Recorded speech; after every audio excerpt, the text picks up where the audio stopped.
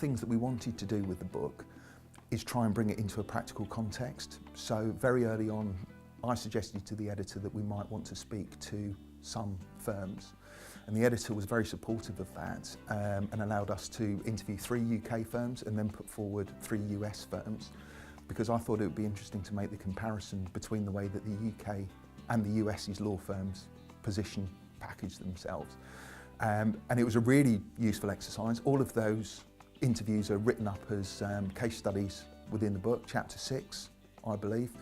And the most interesting part is the conclusion I drew was, one, the UK and the US are doing very, very similar things in very similar ways, which is really good to see, because that obviously means, you know, the more people that are taking that approach obviously cements the fact that it's the right approach to be taking.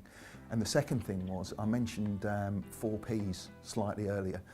The one thing that stood out from all of those case studies was there's actually a 5th P, which is people.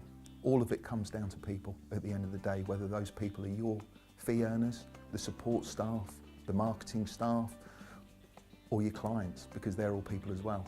It's all about relationships, and you've got to be able to package yourself and articulate that in a way that's going to draw those people in to make the first inquiry and allow you to build those relationships.